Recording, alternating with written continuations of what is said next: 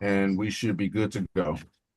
I'd like to call to order the meeting of the Personnel and Administration Committee for Thursday, May 1st, 2025. Madam Clerk, please call the roll. Vice Chair Cone, Present. Alderwoman Clark Hubbard, Here. Alderwoman Clark Hubbard. Here. Thank you. Draw us down a little bit. Alderman Aldridge, Another Present. President Green. Present. For present, you have quorum. Quorum being present, I will entertain a motion on the approval of the minutes from Thursday, April 24th, 2025. I move that we approve the meeting minutes from April 24th, 2025. Second. Second, Madam Clerk, please call the roll. Vice Chair Cone, Aye. Alderwoman Clark Hubbard, Aye. Alderman Aldridge, Mr. President Green. Aye. 4 aye votes. By your vote, you sustain the motion. With that, we will first take up discussion item number 1. With that, I will entertain a motion to go into closed sessions, that portions of this meeting of the Board of Aldermen's Personnel Administration Committee be closed to the public under the provisions of 610.0213 and 610.022 in order to permit the members of the committee to discuss matters related to the hiring, firing, disciplining, or promoting of employees of the Board of Aldermen. So moved. Is there a second? Second. Previous. Madam Clerk? Hearing no objection to previous roll, STLTV, if you could please place us in closed session. Yes, ma'am.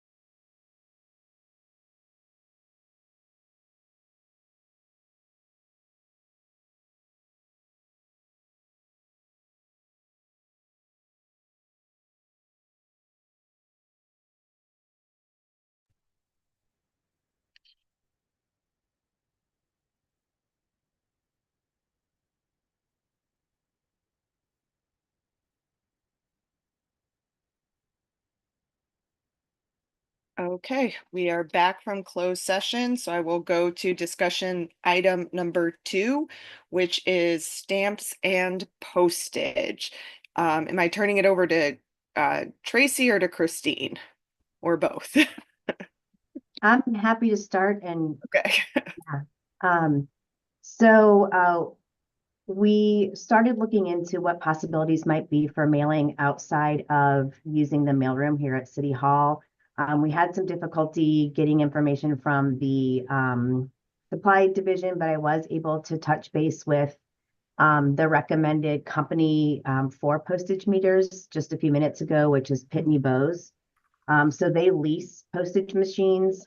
They've got one machine that is about $780 a year. It is semi-automatic, so you have to stand there and feed the envelopes. It feeds through about 40 mail pieces a minute. And then the next step up is fully automated that will do 95 letters per minute. It would be about $1,740 per year. And then the current rate that the postage or that the U.S. Postal Service has is 69 cents per mail piece. So that's a 4% discount on the 73 cents that the Postal Service charges for just you going in and buying a book of stamps. We have $35,000 in internal services currently in the budget for this year. So that would be, subtracting the cost of what it would be for the lease of the machine itself, it would be around $2,200 per year in postage per alderman if we divide it evenly. And that would be, so we would just have the machine here. And I'll start there and see if folks have questions before I move on. So the idea would be then all mailing goes through the postage meter and not through Multigraph? That's correct. And also instead of having older people just receive stamps, and it's cheaper, it's, I guess, more efficient, and then we won't have the issue of people accumulating stamps. And I think most people use them for what they're supposed to, but many aldermen have left City Hall with those stamps, so this would alleviate that concern. There any discussion from members of the committee?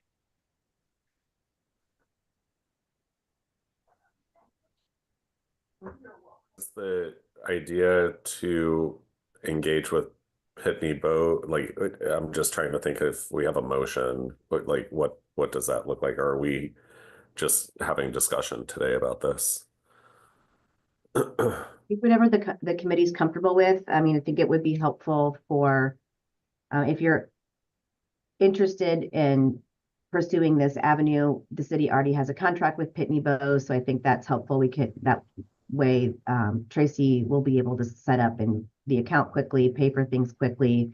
I think the committee would need to decide on whether or not they wanted to utilize the semi-automatic machine or the one that's fully automated. It's a difference. So $780 a year approximately for the semi-automatic, and $1,740 is the approximate cost for the fully automated machine. I don't think we need to step up to do anything higher than that. I think either one of those machines would work well here. I'm just thinking, like when I've done mailers in the last few years, it's usually for, maybe a couple hundred people. But if we're doing like a ward-wide mailer, then that's going to be maybe a couple thousand people. And if it's a couple hundred, then the smaller one would probably be fine because that's just a couple minutes of time. But if you're doing a mailer for 2,000, 3,000 households, then I mean that could be like a half day adventure for folks standing there. You said it's 40 pieces per minute or something For like that? this semi-automatic, it's 95 pieces per minute for the one that's the next step up, and it will hold a few hundred pieces of mail at a time. Yeah. It also seals both machines seal the envelope as well as add postage. So do they label them as well, or okay? Neither of them label it, so that would be like a separate process. It's a separate machine. Mhm. I'm wondering if it's possible to do like a tiered approach, because we do get bulk mail discounts if things are like big mail is done through Multigraph. And so I'm wondering about the possibility of like you got a handful of envelopes or something you have to send, like you use a postage meter for that, but anything that's like over, 50 or something needs to go to multi-graph to be mailed, I would say maybe if it's over like or 100 or something. I don't know. 400, but the other thing I would be fine doing the smaller one, the less automated one. But one of the things that has come up, at least on my end with Sean and others, is we need like a trifolder, like a paper folding machine. Because what ends up happening with these is like, we'll do a mailer, but then like either the legislative assistants or the secretaries like get into the leisure room and sit at a table for half a day folding and stuffing envelopes. So like it would be, I think, well worth an investment of, I think they're like 700, maybe $1,000 for a paper folding machine, and it would save staff a heck of a lot of time. I can't be the only one that sends out mail that would be helpful or useful. Yeah, I think that's something we can look into as well. Tracy, did you have your hand up? I did, just on the bulk mailing, I did get in contact with Rhonda to find out how they want to, or how they would proceed with doing bulk mailings. So we would take the form that Ingracia created, and I'll have the alderman, it's just a form that it says printing or mailing on it.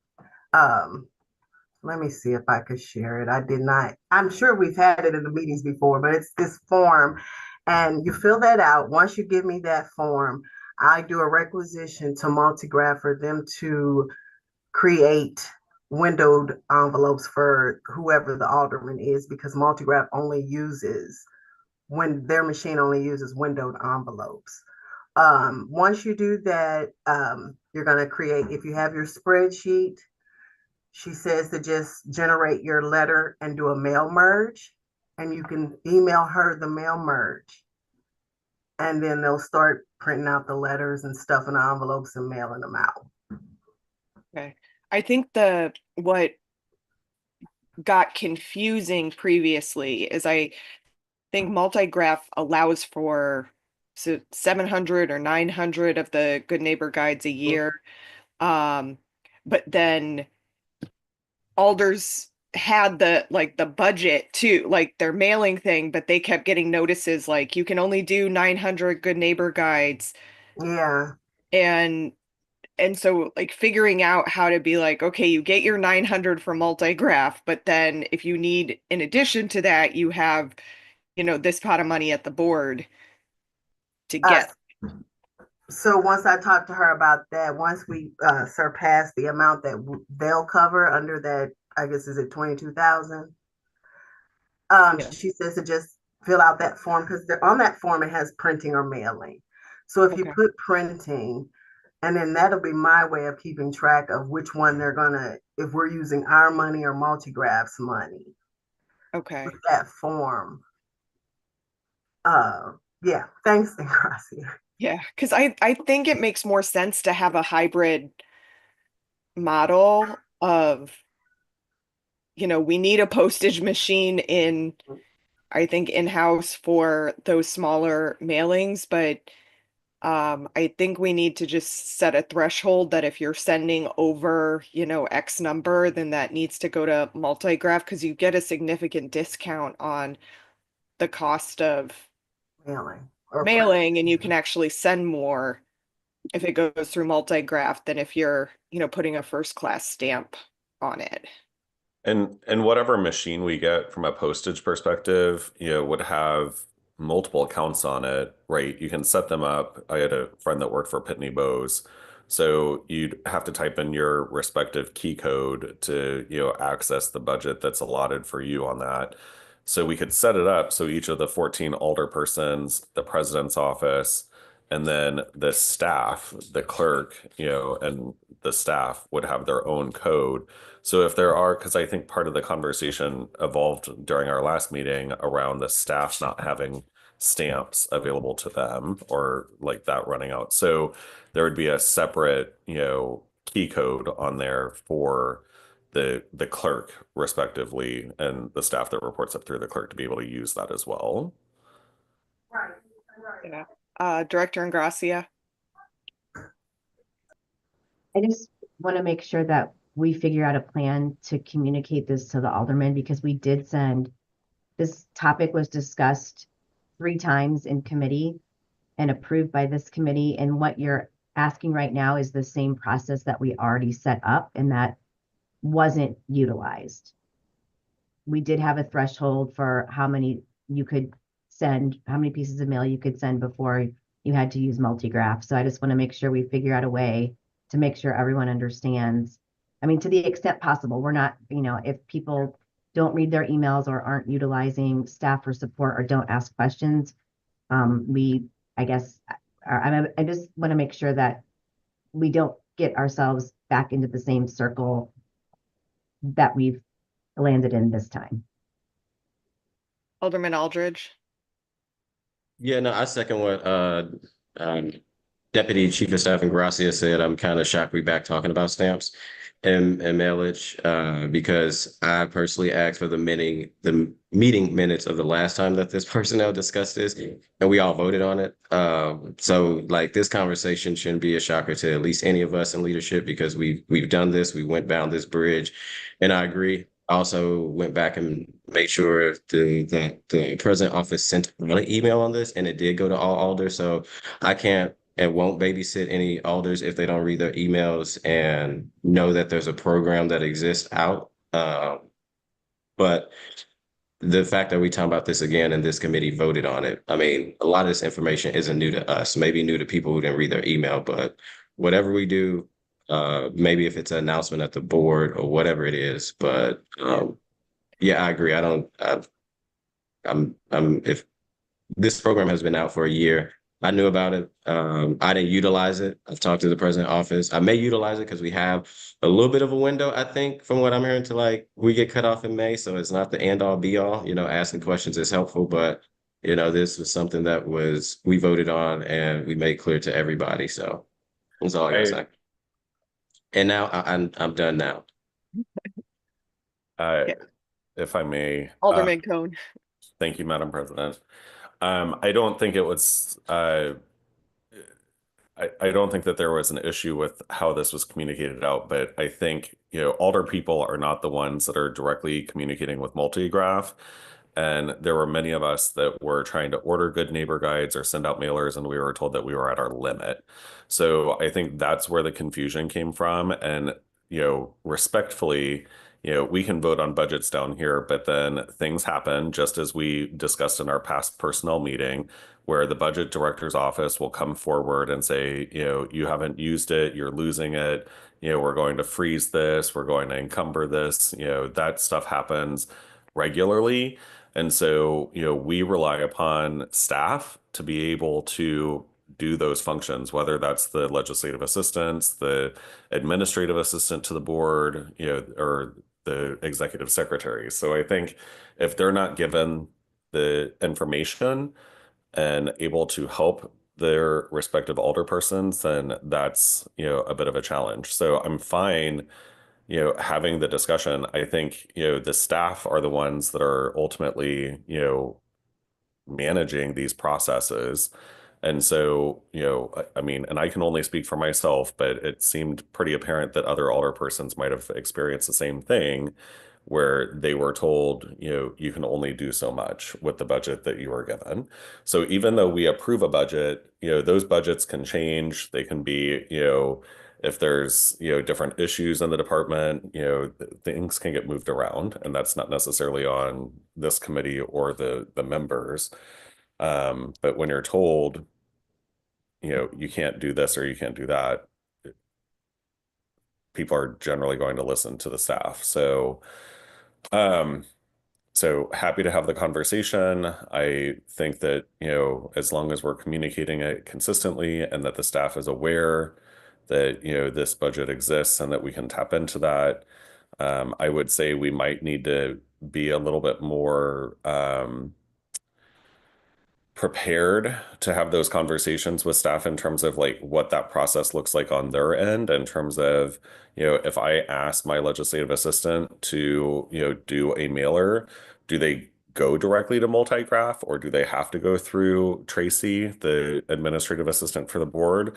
I mean, it sounds from just the conversation we're having this morning that everything would still go through Tracy.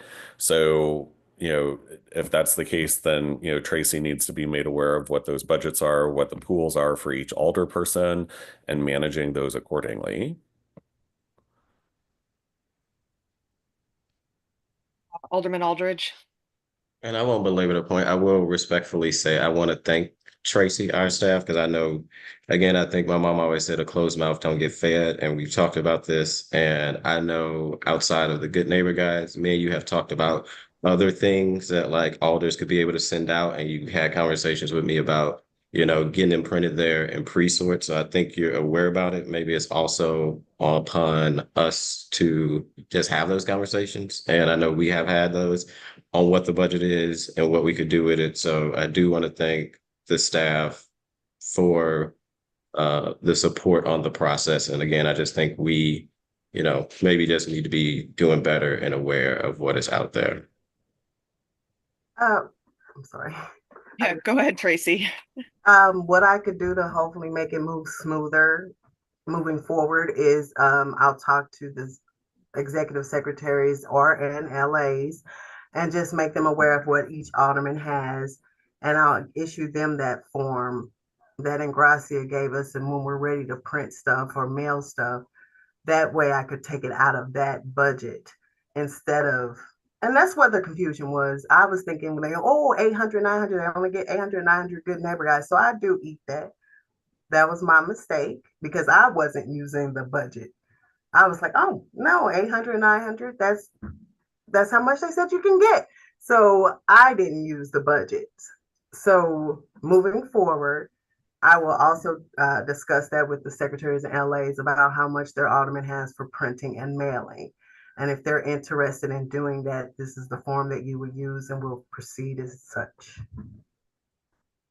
I think that makes sense. And, maybe if we want to, what we want to do now is send out a notice of the cutoff. So if people want to use what they have in this budget year, when they need to get that done by, and then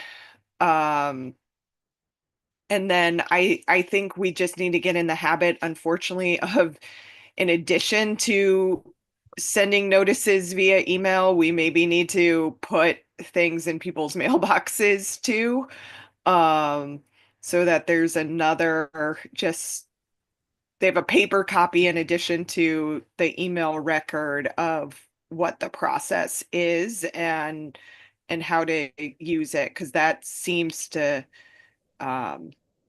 be the issue. And then I think we also do need to get a postage meter for the office for those smaller, one-off mailers. Director Ingracia. Thank you, President Green. I just wanted to make sure that we've noted that this committee last week approved utilizing what was remaining in the internal services line for renovations at the Board of Aldermen. Okay. Yes. Okay. Thank you for that reminder.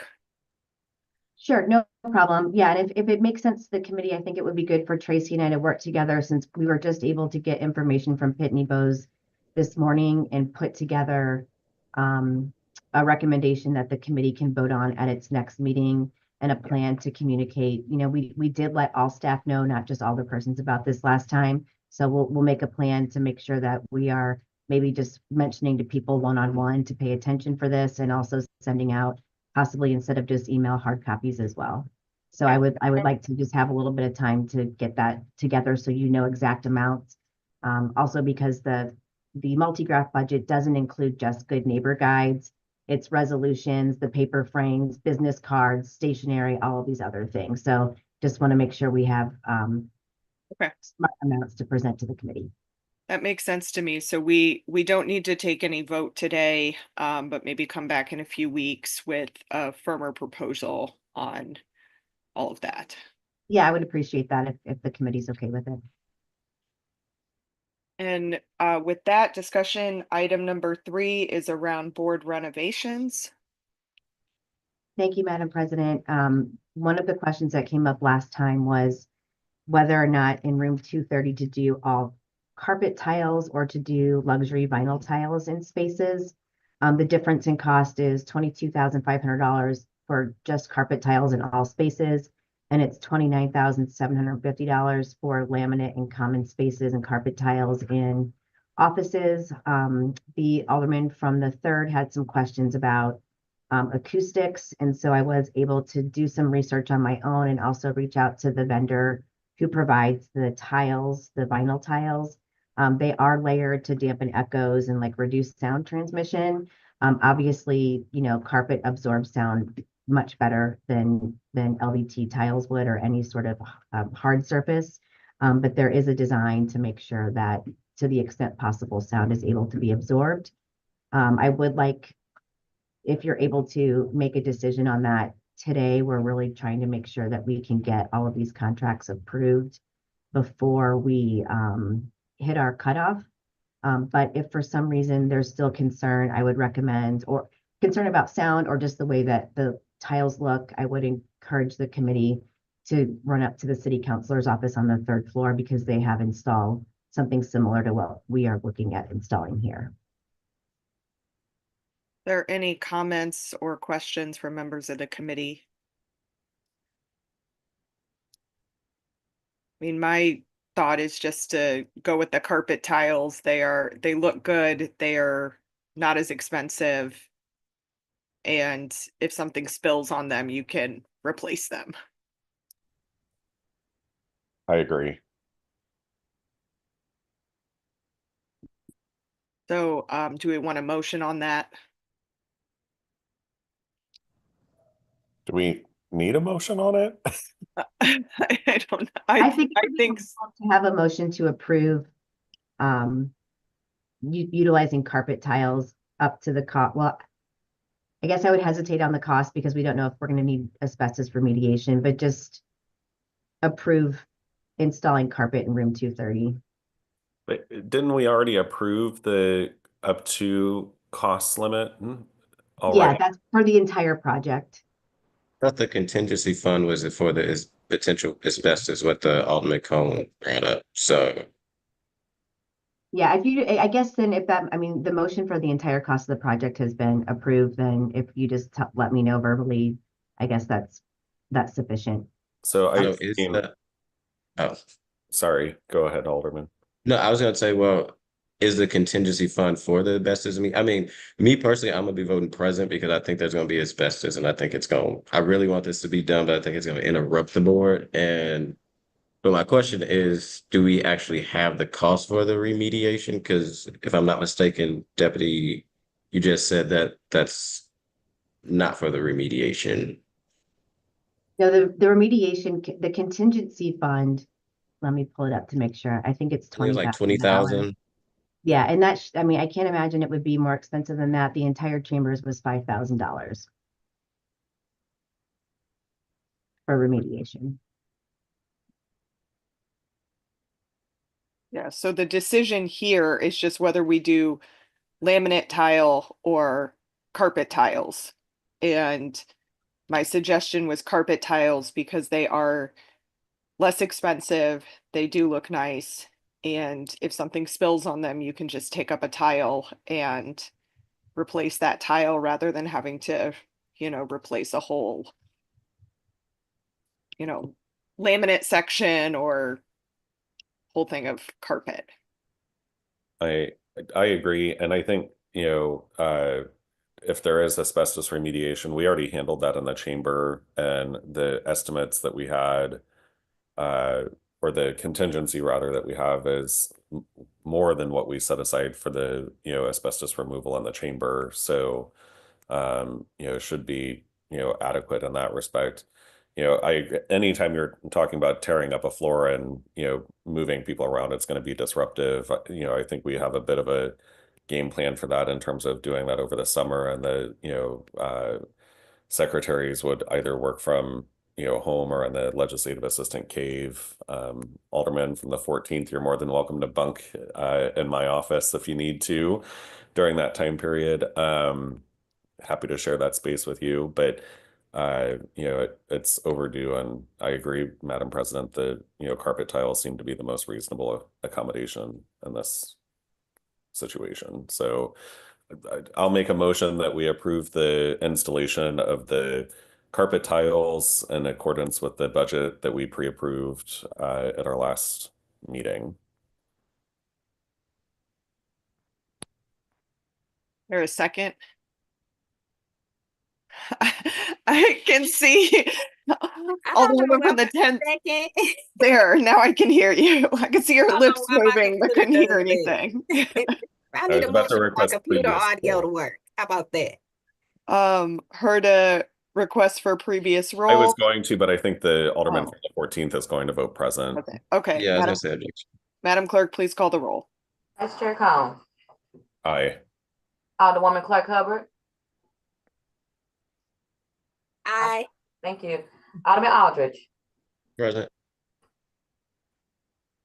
President Green, Aye. 3 aye votes and 1 voted present. By your vote, you sustain the motion. That's the last item for discussion on our agenda. Director Ingracia. I just had one more questions about renovations. Since Okay. the committee approved all of the furniture upgrades and flooring upgrades in 230, we do have one secretary in room 234 who I think was hoping to get her desk replaced as well. It would be an additional cost of around $1,500 that we can likely absorb, but I just wanted to make sure that the committee approved that, since nobody else in 234 will be receiving new desks at this time, but all the other secretaries and clerks will. I support making a motion that the secretary and the executive suite also can get a wonderful new fancy desk for all the hard work that she does. Is there a second? Yeah. Second. Previous, oh, well, no, never mind. I voted present. Never mind. Madam Clerk, please call the roll. Vice Chair Collins, Aye. Alderwoman Clark Hubbard, Aye. Alderman Aldridge. Aye. President Green, Aye. 4 aye votes. By your vote, you sustain the motion. Is there any further discussions? Seeing none, all members are present. I will entertain a motion to adjourn. So So- move. Second. Previous roll. All Aye. hearing no objection to previous roll, we are adjourned.